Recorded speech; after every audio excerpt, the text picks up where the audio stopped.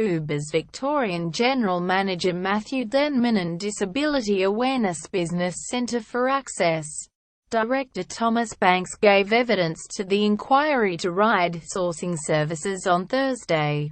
Mr. Banks, who has mild cerebral palsy, said his world changed forever when he started using Uber.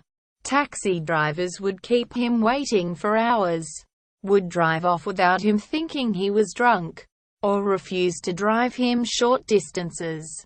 And his experience with Uber was the opposite, he told the inquiry. However, he did not know of anyone with a wheelchair who had been able to use Uber and suggested extending a subsidy that halves taxis' fares to ride-sharing services to make them more accessible. Uber should have government subsidies because people with disabilities deserve a choice. Quote, Mr. Banks said, people with severe and permanent disabilities can get subsidized taxi fares through Victoria's multi-purpose taxi program. Earlier on Thursday, Mr. Denman was unable to say how many of the 14,000 Uber vehicles in Victoria had wheelchair access. Uber had looked into what it would take to create a wheelchair-accessible vehicle service. But, even if we had a fantastic wheelchair-accessible product, the MPTP subsidy couldn't flow to it, he told the inquiry. Mr. Denman said Uber wanted to work with the government to make the service more accessible.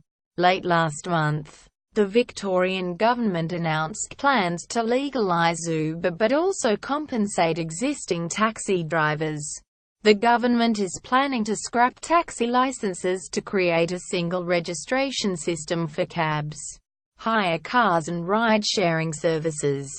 A $2 levy to each trip will partially fund an overall transition package worth $450 million, while the government plans to buy back licenses for a maximum of $150. On Wednesday, the Victorian Taxi and Hire Car Families Group and Victorian Taxi Association gave evidence at the inquiry. The two industry groups are against the proposed $2 fee, and VTA said compensation for a metropolitan license should be $250.